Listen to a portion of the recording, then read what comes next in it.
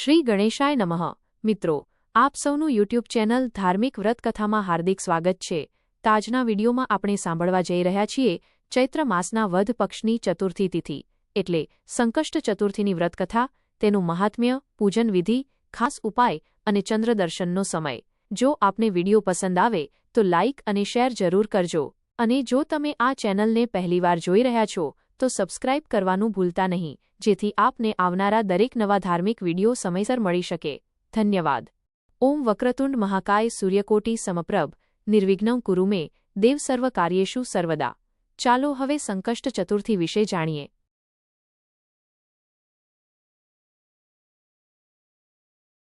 ગણેશજીને સમર્પિત ચતુર્થીનું વિશેષ મહાત્મ્ય છે. જ્યારે ચતુર્થી તિથિ વધમાં આવે છે ત્યારે તેને સંકષ્ટ ચતુર્થી કહે છે.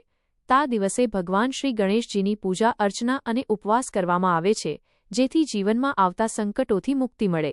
શુક્લ પક્ષની ચતુર્થી તિથિને વિનાયક ચતુર્થી પણ કહે છે અને તે પણ ગણેશજીને સમર્પિત હોય છે. આજે સંકષ્ટ ચતુર્થી હોવાથી આજે ચંદ્રદર્શન અને ચંદ્રદેવની પૂજાનું વિશેષ મહત્વ છે.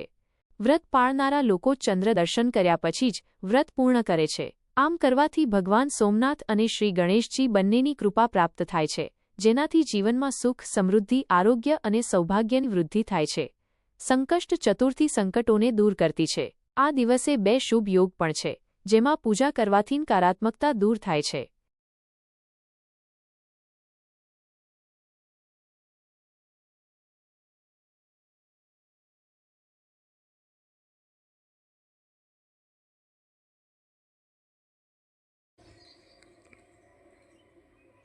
ચંદ્રદેવનો અર્થ આપવાથી ચંદ્ર સંબંધી દોષો દૂર થાય છે. ચાલો હવે તિથિ અને સમય જાણીશું. સંકટ ચતુર્થી તિથિ શરૂ થશે 16 એપ્રિલ 2025ના બુધવારના રોજ બપોરે લગભગ 1:15 કલાકે ચતુર્નાઈ પૂર્ણ થશે. 17 એપ્રિલ 2025ના ગુરુવારના રોજ બપોરે લગભગ 3:30 કલાકે ચંદ્રદર્શનનો દિવસ. ઉદય કાળ અનુસાર ચંદ્રદર્શન 16 એપ્રિલ રોજ થશે અને એટલે આ વ્રત પણ દિવસમાં આવશે. શ્રી ગણેશાય નમઃ. પૂજા અને મુહૂર્ત. બ્રહ્મા મુહૂર્ત પૂજા થાય છે. આપણે ભગવાન શ્રી ગણેશની પૂજા તમે વહેલી સવાર, બપોર અથવા સાંજના સમયે ચંદ્રદર્શન પહેલાં પણ કરી શકો છો. જો આ રીતે સમય યોગ્ય હોય તો તેમના દિવસે કોઈપણ સમયે ભગવાન શ્રી ગણેશની ભક્તિ પૂજા કરી શકો છો. ખાસ કરીને સર્વોતિ સિદ્ધ યોગ અને અમૃત સિદ્ધ યોગ હોવાના પૂજાનો લાભ ફાયદાકાર બને છે. ચંદ્રદર્શનનો સમય. આજના દિવસે ચંદ્રોદય લગભગ રાત્રે 10 વાગ્યાની આસપાસ થાય છે. સ્થળ પ્રમાણે થોડો ફેરફાર થઈ શકે છે, જેથી ચંદ્રદર્શન અને તેનો સમય તપાસી લેવાનો યોગ્ય રહેશે. ચંદ્રદેવનું કાચું દૂધ અને શુદ્ધ જળ સફેદને પુષ્પ અર્પણ કરવાથી કરવામાં આવે છે. પછી શ્રી ગણેશાયનો મંત્ર અથવા ચંદ્ર મંત્રનો જાપ કરો. ઓમ સોમ સોમાય નમઃ. આ રીતે ચતુર્થીનું વ્રત કરવાથી શુભ ફળ મળે છે. સંકટ ચતુર્થીના દિવસે શ્રી ગણેશજીની દિવસે પૂજા થાય છે, કારણ કે ચતુર્થીના દિવસે દેવતાઓને પણ શ્રી ગણેશજી છે. આના દિવસે શિવ ભક્તોને વ્રત કરે છે તેમના તમામ પાપ નાશ થાય છે.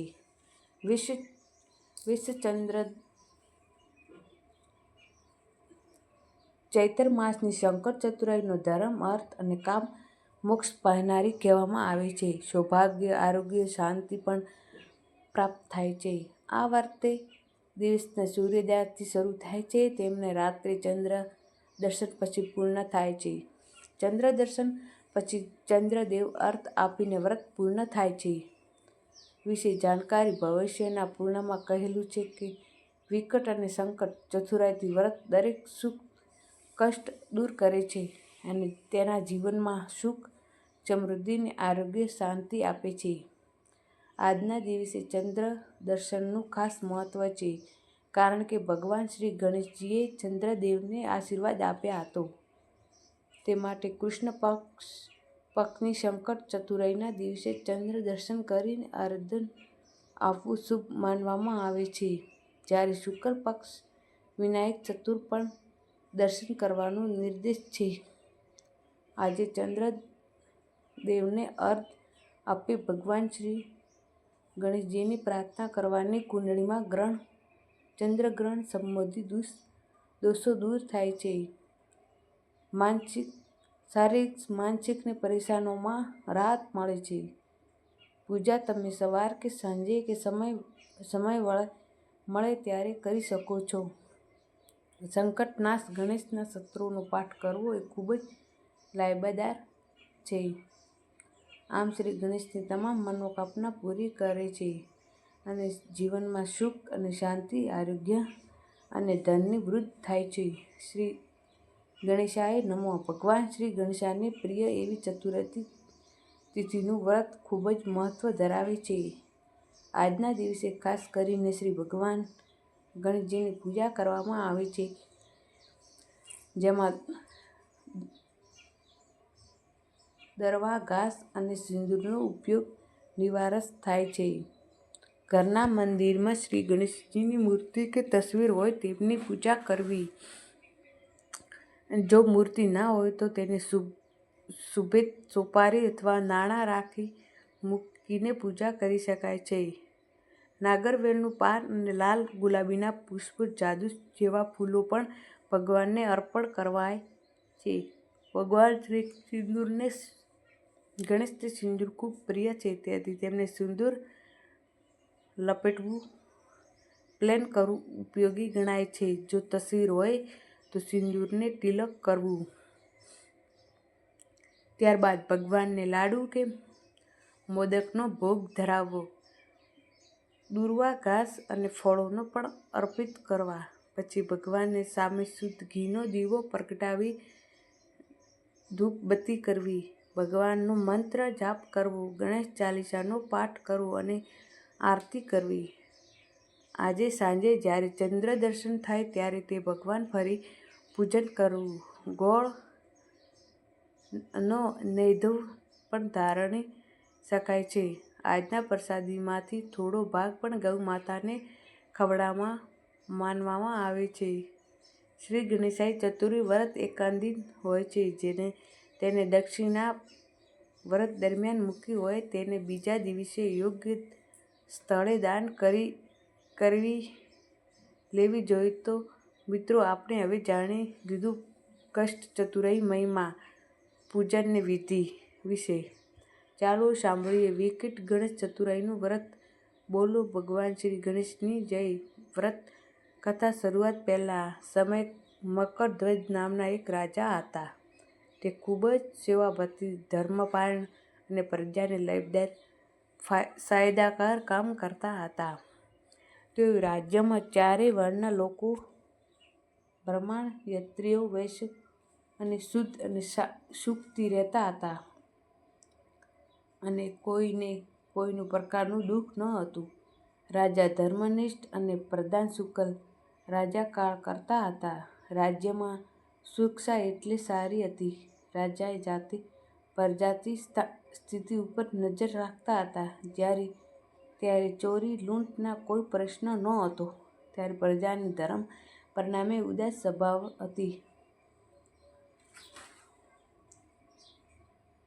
હતી.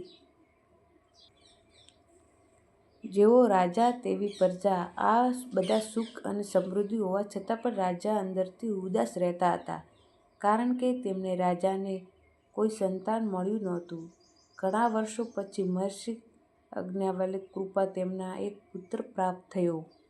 રાજાના કળતી જવાબદારી મંત્રને સોંપી દીધી. તેમણે પોતે પુત્રના લાલન પાલન કરાવી આવ્યા.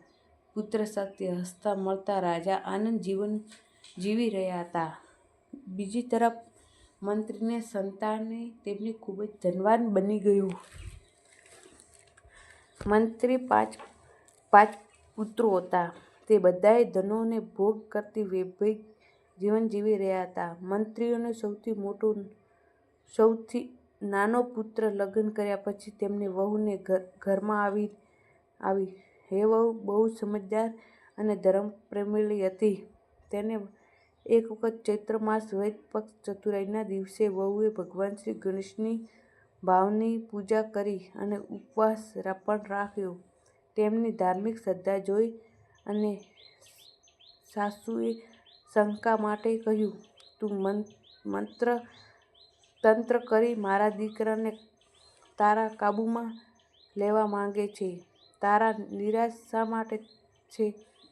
આવા ટોણા ભરેલા વચનો સાંભળીને વહુ દુઃખી થઈ. તેમને પણ પોતાની શ્રદ્ધા ન છોડવી તેવું નક્કી કરી હતી. તે સતત પૂજાપાઠ કરતી હતી, બ્રાહ્મણોને બોલાવીને હવન કરાવતી અને અજ્ઞાન શક્તિ દાન કરતી હતી. સાસુ વારંવાર કહ્યું, તું મારું કહેવાનું ન માને. ત્યારે વહુએ સમયપૂર્વક જવાબ આપ્યો, બા, હું સંકટ નાશક વિઘ્નકર્તા શ્રી ગણેશજીનું વ્રત કરી રહી છું. આ વ્રત ખૂબ જ ફાયદાકાર છે. આ સાંભળીને સાસુ અને વહુ ગુસ્સે થઈ ગઈ. તેમના પુત્રને કહ્યું, તારી પત્ની તને કાબૂમાં લેવા માટે જાદુ ટોણા કરે છે, તો હું કોઈ ગણેશને માનતી નથી. એ જ ઓળખું. આપણે રાજપરિવારમાં લોકો છીએ. આપણે ક્યાં કોઈ દુઃખ છે? ભગવાનની શી જરૂર પડે? આ માતે કહેવાથી પુત્રે પોતાની પત્નીને સમજવાનો પ્રયાસ કર્યો, પણ અડલ કરી પોતાની પૂજા ચાલુ રાખી. પૂજા પછી ભગવાનજીની પ્રાર્થના કરી. એ નિવેદન કરતા, પ્રભુ, મારા સાસુ સસરાને મનમાં તમામ પ્રેમ શ્રદ્ધા જાગે તેવી કૃપા કરો. ભગવાન ગણેશજી દુઃખી વહુ પરિસ્થિતિ જોઈને રોષે ભરાયા. તેમણે રાજકુમારનું અપહરણ કરાયું. તેમને મંત્રી મહેલમાં છુપાવી દીધો. રાજા રાજકુમારના વસ્ત્રોને આભૂષણો ઉતારી રાજમહેલમાં ફેંકી દીધા અને તેમનો પોતે દર્શન થઈ ગયા. રાજાએ જ્યારે મહેલમાં ગયા ત્યારે પોતાના પુત્રના વસ્ત્રો આભૂષણો અહીં તહીં પડેલા જોયા અને તેમને પુત્ર દેખાયો નહીં. રાજાના બૂમાબૂમ કરીને પણ જવાબ ન મળ્યો. ત્યારે તેમને મંત્રી મહેલ તરફ દોડી ગયા. રાજા મંત્રી મહેલમાં ગયા ત્યારે ગુસ્સેથી કહ્યું, મારો કુંવર ક્યાં છે? મારો પરમ પ્રિય સંતાન કોણ લઈને ગયું? રાજા ખૂબ વિલાપ કરવા લાગ્યા. મંત્રીએ શાંતિથી જવાબ આપ્યો, મહારાજ, મને ખબર નથી કે કુંવર ક્યાં ગયો છે, પણ ત્યાં રાજમહેલમાં જ હતા. તેમ છતાં હું તરત સેવકોને બધી તરફ તપાસ મોકલાવી દઉં. કૃપા કરી ચિંતિત થાઓ, રાજકુમાર જરૂર મળશે. ત્યારબાદ રાજાએ સિપાહીઓ અને સેવકો મંત્રીઓને આદેશ આપ્યો અને તાત્કાલિક રાજકુમારને શોધી લાવવા લાગ્યા. તે બધે ચાકોરે તપાસી લીધું, પણ રાજકુમાર ક્યાંય મળ્યા નહીં. આથી મંત્રી ડરતા રાજાને કહ્યું, હે મહારાજ, આખું નગર, આજુબાજુમાં જંગલોમાં તપાસ કરી, પણ રાજકુમાર ક્યાંય નથી. દરેકના પાસે પૂછપરછ કરી હતી, પણ કોઈએ તેમને આવતા જતા જોયા નથી. આ સાંભળી રાજા ગુસ્સે થઈ ગયા. મંત્રીને ધમકી આપતા કહ્યું, મને સાચી હકીકત બતાવ, હું તને કષ્ટ કરી નાખીશ. જો મારા પુત્ર કશું થયું હશે ને તો આખો દિવસ પાયમાલ કરી નાખીશ. રાજાએ આ ઠાકોર ધમકી મંત્રી ખૂબ ગભરી ગયા. તેઓએ તરત કહ્યું, હે રાજન, હું હમણાં તપાસ કરાવું છું. મંત્રી પોતાના મહેલમાં આવ્યા.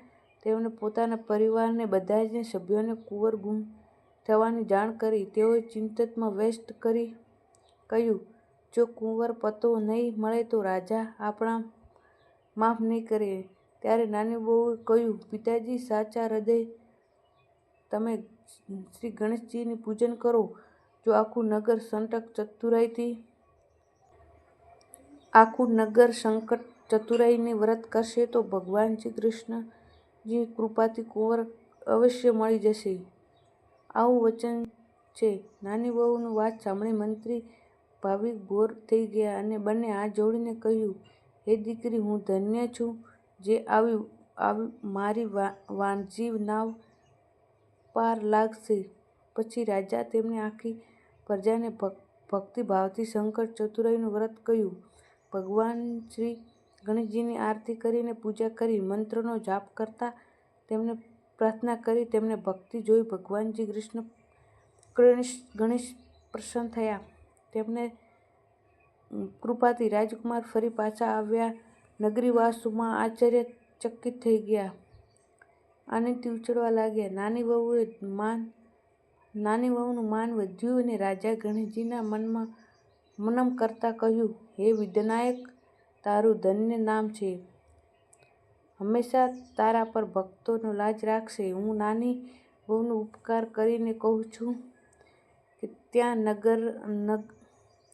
નગરનો દર મહિને શંકર ચતુરાઈનું વ્રત રાખવામાં લાગ્યા. અંતે ભક્તોના માટે સંદેશ છે, જેની નાની વહુ અને શ્રદ્ધા રાખી તેમજ આજે કોઈ પણ ભક્ત ભારપૂર્વક શંકર ચતુરાઈનું વ્રત કરે છે, કથા સાંભળે છે અને પૂજન કરે છે, ભગવાન શ્રી ગણેશનું ચોક્કસ નામનું ધ્યાન હરે છે.